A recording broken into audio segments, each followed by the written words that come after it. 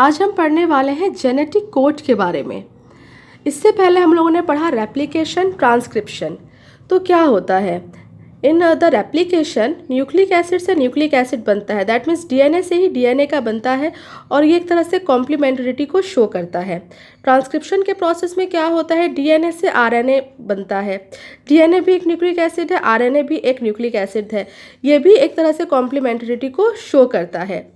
जैसे अगर मैं आपको एक स्ट्रैंड यहाँ पे दे दूँ डीएनए का ही, यहाँ पे ए टी जी सी, और इसको बोलूँ कि इसका आरएनए कैसे बनेगा या कैसा बनेगा, उसका वो किस तरह का होगा, उसमें बेस पेयरिंग, तो आप तुरंत बता सकते हो कि ए का यहाँ पे यू बनेगा, टी का ए बनेगा और सी एंड जी, तो ये हमारा आरएनए का स्ट्रैंड बन के तैयार हो जाएगा। लेकिन कोई अगर आपसे बोले कि अब इस स्ट्रैंड को देखते हुए बताओ कि यहाँ पे कौन सा अमीनो एसिड बनेगा या प्रोटीन बनेगा, तो क्या आप बता सकते हो? ये आपके लिए बहुत ही डिफ़िकल्ट वर्क होगा कि इसको देख के बताना, इसके सीक्वेंस को देख के बताना कि यहाँ पे किस तरह का अमीनो एसिड का फॉर्मेशन होगा। तो इसी को बताने के लिए जेनेटिक कोड दिया गया था।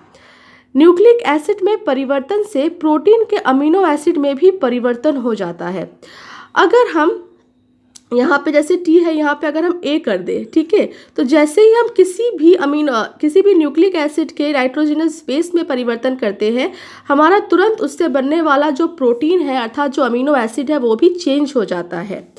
तो ये पूरी थ्योरी है, बुक एनसीईआरटी के बुक से ही लिखी हुई है, इसको आप पढ़ सकते हो। इस थ्योरी की कुछ इंपॉर्टेंट बातें हैं वो मैं आपको यहाँ पे आज बताऊंगी। तो न्यूक्लिक एसिड से न्यूक्लिक एसिड का बनना ये एक तरह से कॉम्प्लीमेंटरिटी को शो कर रहा है। न्यूक्लिक एसिड से अमीनो एसिड का बनना यहाँ पे चेंज हो जा रहा है, क्योंकि एक तरफ न्यूक्लिक एसिड है और न्यूक्लिक एसिड से अब अमीनो एसिड का निर्माण होगा। अमीनो एसिड मतलब डिफरेंट टाइप के हार्मोन्स बनेंगे, एंजाइम बनेंगे, प्रोटीन बनेंगे। तो ये एक तरह से चेंज को शो कर रहा है और बहुत ही चैलेंजिंग वर्क था कि किसी पर्टिकुलरली आरएनए या डीएनए के स्ट्रैंड को देखते हुए ये बताना कि कौन सा प्रोटीन बनने वाला है। तो इसको सॉल्व किया था जॉर्ज गैमो ने। उन्होंने 64 कोडॉन्स बताए थे। जॉर्ज गैमो जो एक फिजिक्स डिपार्टमेंट से संबंध रखते थे, दैट मीन्स उनका जो सब्जेक्ट था वो फिजिक्स था, वो बायोलॉजी नहीं था। और उन्होंने क्या किया था, 64 कोडॉन्स दिए थे, क्योंकि नाइट्रोजनस बेसिस कितने होते हैं, वो तो केवल 4 ही होते हैं ना, ए टी जी सी। तो उन्होंने बताए थे कि ये जो 4 नाइट्रोजनस बेस है ये आपस में क्या करते हैं, पेयरिंग करते हैं और पेयरिंग करके एक प्रोटीन को शो करते हैं। अब अगर आपको अभी कुछ नहीं समझ में आ रहा है तो थोड़ी देर में आपको सब समझ में आ जाएगा। जॉर्ज गैमो का समर्थन 3 वैज्ञानिकों के द्वारा किया गया था। पहले थे हरगोविंद खुराना। इन्होंने क्या किया था, आरएनए मॉलिक्यूल का फॉर्मेशन किया था।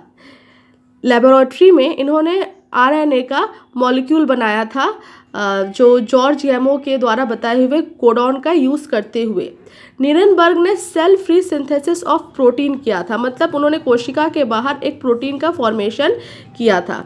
और सेरेवो ओकावा, यहाँ पे मैंने लिख दिया है, ओकावा ने क्या किया था, एक एंजाइम का यूज़ करते हुए उन्होंने आरएनए बनाया था।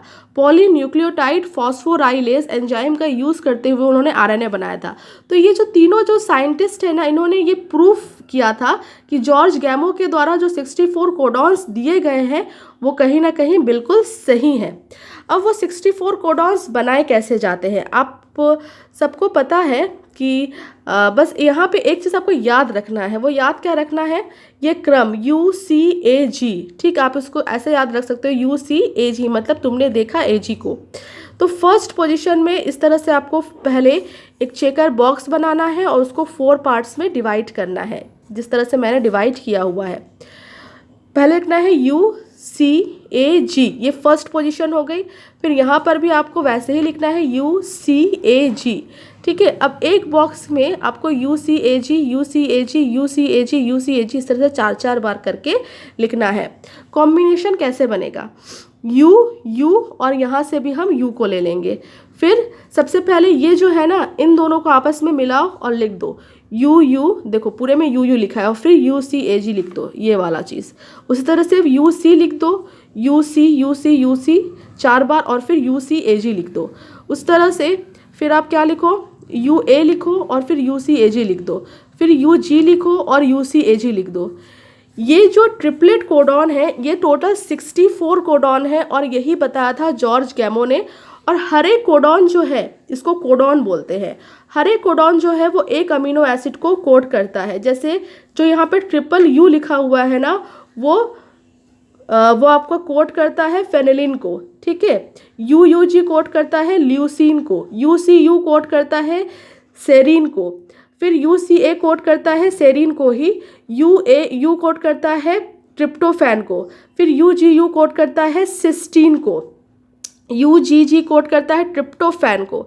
इसी तरह से ये चीज़ आपको याद करनी पड़ेगी कि कौन सा कोडॉन कौन से अमीनो एसिड को कोड करता है। हमारे बॉडी में टोटल 20 अमीनो एसिड है और उस 20 अमीनो एसिड के लिए 64 कोडॉन्स बनाए गए हैं, ठीक है। इससे पहले आप लोगों ने क्वेश्चन पूछा था कि डीएनए स्ट्रैंड पे जो नाइट्रोजिनस बेस होते हैं वो एक प्रॉपरली सीक्वेंस में होते हैं, तो हाँ वो एक प्रॉपरली सीक्वेंस में होते हैं, तभी वो एक एप्रोप्रिएट अमीनो एसिड को वो कोड करते हैं। तो इन्होंने 4 अमीनो एसिड होते हैं और 4 अमीनो एसिड का उन्होंने क्यूब कर दिया, तो 4 × 4 16 और 16 × 4 64 कोडॉन्स इन्होंने प्रतिपादित किए थे।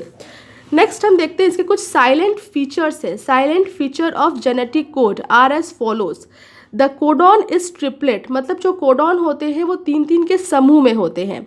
61 codons code for amino acid, मतलब जो इसमें 61 कोडॉन है वो किसी ना किसी अमीनो एसिड को कोड कर रहे हैं। एंड जो 3 कोडॉन्स है do not code for any amino acid, जो 3 कोडॉन्स है वो किसी अमीनो एसिड को कोड नहीं करते हैं। जैसे यहाँ पे देखो यू जी ए है, वो ये किसी अमीनो एसिड को कोड नहीं कर रहे हैं। यू ए है, ये भी किसी अमीनो एसिड को कोड नहीं कर रहे हैं। यू ए जी, ये भी किसी अमीनो एसिड को कोड नहीं कर रहे हैं। तो जो कोडॉन किसी अमीनो एसिड को कोड नहीं करते हैं उनको हम बोलते हैं स्टॉप कोडॉन, ठीक। तो codon do not code for any amino acid, hence they function as stop codon.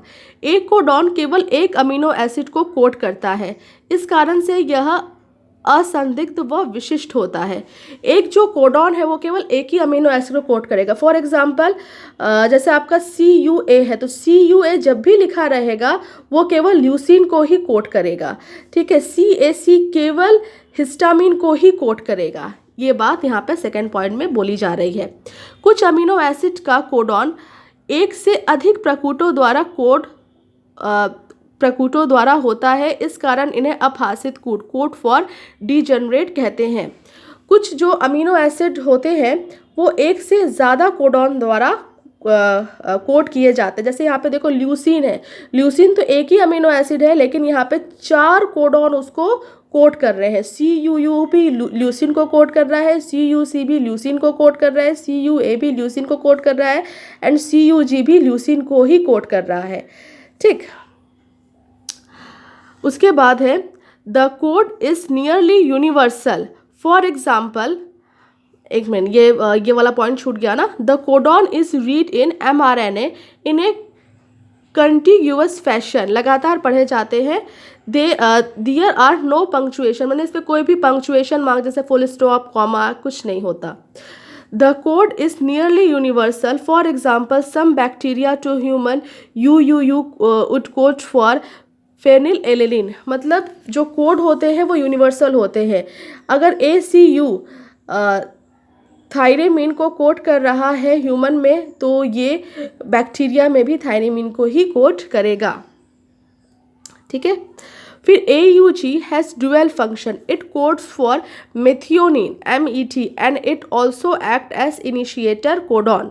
जो AUG है वो मेथियोनिन को कोड कर रहा है और ये इनिशिएटर कोडॉन भी है। मतलब जब भी कोई अमीनो एसिड का तैयार होना शुरू होता है तो सबसे फर्स्ट जो कोडॉन होगा वो AUG होगा। AUG से ही क्या होता है, ट्रांसलेशन का प्रोसेस स्टार्ट होता है।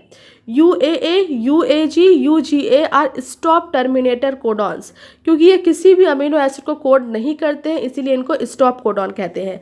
तो जब ट्रांसलेशन का प्रोसेस होगा, फॉर एग्जांपल ये आपका एक RNA स्ट्रैंड है, mRNA है, mRNA में पहला जो आपका कोडॉन रहेगा वो रहेगा AUG। इसके बाद आपका बहुत कुछ हो सकता है जैसे कि CUU हो सकता है, फिर आपका CAG हो सकता है, जी हो सकता है इस तरह से, और लास्ट में इन तीनों में से कोई एक रह सकता है। फॉर एग्जाम्पल UAA, तो ये होता है स्टॉप कोडॉन, मतलब अब ट्रांसलेशन का प्रोसेस स्टॉप हो जाएगा, और ये फंक्शन करता है स्टार्ट कोडॉन से। और यहाँ पे जैसे कि CUU है, तो CU कोड करता है ल्यूसीन को, उसके बाद CAG को कोड करता है ग्लाइसिन को, और ये तो कोड करता है मेथियोनिन को। तो इन तीनों अमीनो एसिड को मिलाकर जो भी प्रोटीन बनना होता है वो हमारे बॉडी में कोशिका द्रव्य में राइबोसोम के अंदर वो उसको संश्लेषण उसका कर दिया जाता है। तो आई होप आपको ये छोटा सा टॉपिक था जेनेटिक कोड आपको समझ में आया होगा। Thank you.